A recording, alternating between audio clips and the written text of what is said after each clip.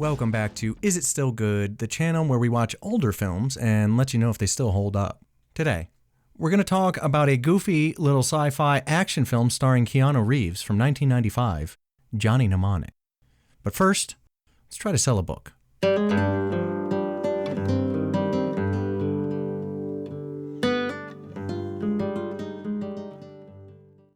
back! Okay, so hopefully we sold some books. We're going to talk about Johnny Mnemonic. Now, why am I reviewing Johnny Mnemonic? Well, I watched Hateful Eight yesterday, which I love, great movie.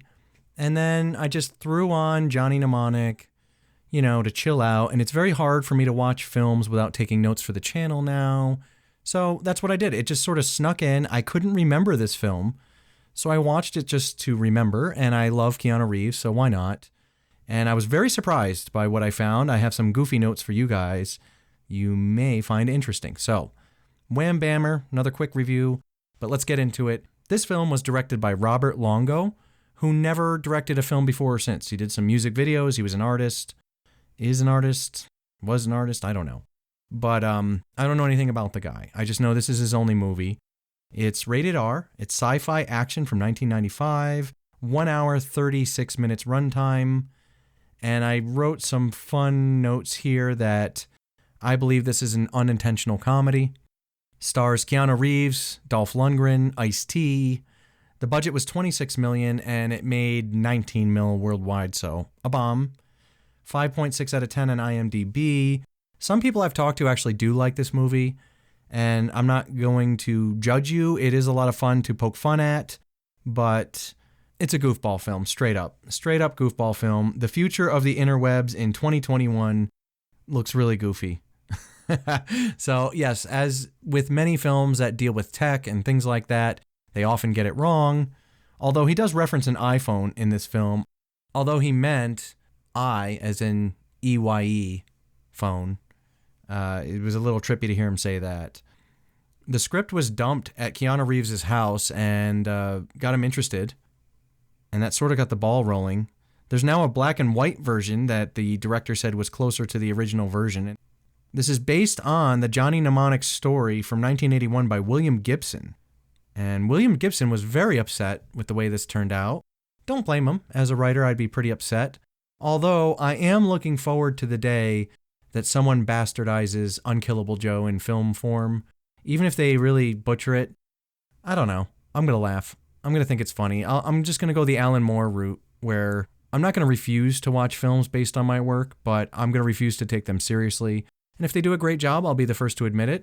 But if they don't, I'll keep it quiet and I'll enjoy my royalty checks. Who cares, man? Read the book. Oh, at one point he has a device in his brain that is scanned and sort of says that it's for dyslexia and therefore it's government approved. It's kind of like this smokescreen for what he's really carrying in his brain. Turns out Keanu Reeves has dyslexia in real life. That was interesting. Whoever made this wanted $1.5 million to make it, but they couldn't get it, so they secured $30 million. Set him up for failure right there. Henry Rollins plays the part of a character named Spider, and he also does the song I See Through. And you're in trouble when Henry Rollins is one of the stronger actors in your film. Usually not a good sign. Keanu Reeves has 160 gigs of memory that he stores in his head. Doesn't really seem like that much. But I guess back in the day, that was a lot of memory. This movie reminded me of playing with a lot of broken tech when I was little, old radio and telephone parts and things like that. I used to take them apart and mess with them and, just kind of reminded me of that. And feels very much like a test run for The Matrix. There's a lot of ideas here that were perfected in The Matrix. The Matrix is a far superior film, we all know this. But, there's a lot of similarities. Boy, data storage in the future of 2021 looks very painful, doesn't it?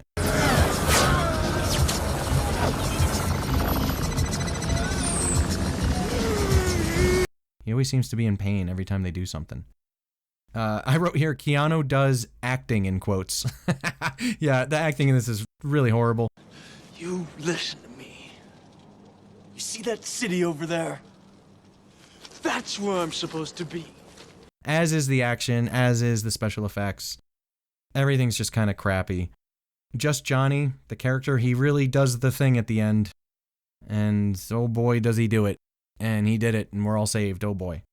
It's sci-fi silly goose times. If you're into sci-fi silly goose times, you just want to have a goofy little yuck, okay, watch it. Why not? It's definitely something that you'll remember. One of the characters has this like laser whip thing. It looks a lot more dangerous than even a lightsaber, which is a highly impractical weapon if you really think about it. Keanu rocks the no sideburns look, always a bold choice. But I think if you're going to go no sideburns, you should also go no eyebrows. That seems to be like the two that go together. I don't know. His haircut really bothers me. This film is like the deformed brainchild of like Blade Runner meets Fifth Element meets Demolition Man meets The Matrix. Like, it's all kind of mixed in and goofy. Ice-T looks like these chicks I used to know in the 90s that would go to like these like rave or dark rave parties and stuff like that. His hair and everything, it's so goofy. I'm sure he's humiliated by this. If I were a hardcore rapper and Ice-T were my nemesis, I would certainly bring this up in a lot of my raps. I'm sure he's embarrassed. It's kind of like a high school picture you don't want anybody to see. This would be an awesome movie to remake with friends, by the way. If I can give you guys an idea, remake scenes from this movie with friends. I'd love to see what you come up with. It'd be so funny. And kind of like our RoboCop remake, if you look that up, that's 52 directors that all shot about 2 minutes of RoboCop in a really low budget way. Super fun to watch. This film is a candidate for that.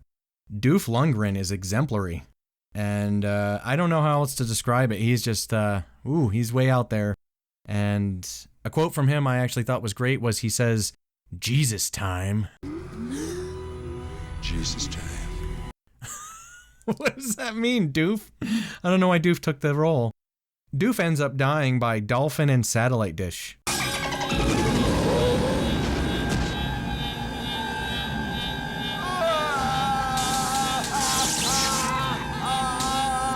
Terrible way to go, apparently. And look painful. What else? Oh, that poor dolphin. I felt really bad for the dolphin. Not only does it look uncomfortable, but it's in this film. Those two things. I'm pretty sure if it could talk, it would ask you to kill it. I don't know. I feel bad that I'm ripping it apart. I know there's going to be people that like it. You know, this isn't one of those channels that I just like poop on everything. Usually, I'm just talking about a film I love, you know, and I'm giving it high praise. I've seen a lot of movie review channels that just like crap on everything, and I don't want to be negative like that. It's not what I'm trying to do. But if I don't mix in the occasional stanker, you guys aren't going to trust me either. And this film is a stanker. I give it a 4.5 out of 10 for stankiness. It's just stanky. The chick that's in it sucks. I mean, the actors suck. Their motivations all suck. The sets suck. Ice-T's get-up sucks. The action is awful. The special effects are goofy. It's like a bad like B science fiction movie that you just see like straight to TV, kind of like in the late 90s, but I don't know. Maybe that's why Longo only made one film. I think he got his fill with this one, and boy, I did too. So anyway, guys, this is going to be a fast review, like I said, so I'm going to leave it here. What do you think about Johnny Mnemonic? Is this one of your favorite films? Am I hurting your feelings? Am I being insensitive? Explain to me why this is a masterpiece, if I'm wrong. But I thought it was a stanker. A steaming stanker. A steaming pile of a film is Johnny Mnemonic. 4.5 out of 10. I think I'm being generous. Give it a watch, just for fun, for yucks. I think you'll get a lot out of the yuck element. You should watch this with friends. That's actually pretty good. I watched it alone, so nobody could share my laughter, and it was more akin to like sadness. I did want to fast forward a part. It just felt really long. I mean, this is, I don't know, guys. This is a very long 90 minutes. I'll give you that. I'm just posting randomly now, so, you know, I don't really have a schedule yet, but I'm thinking Fridays might be best. You guys get out of work. You can check in with the channel. I'll tell you what to go watch that night. Give you some suggestions. I think Fridays will be when we get rolling. It'll be every Friday. But for right now, I'm trying to do like 2 a week, something like that. So we'll see how it goes. But thank you so much to everybody that subscribed. If you haven't yet, consider doing that. And share it with a friend. You know, get the view count up, all that good stuff. If you're into gear reviews, check out our sister channel, 5 Minute Knives. It's my bigger channel for now. But we'll see if these two flip-flop in the future. I have a feeling movies are going to be a lot more popular than gear. But who knows? Anyway, I'll see you guys next time on Is It Still Good?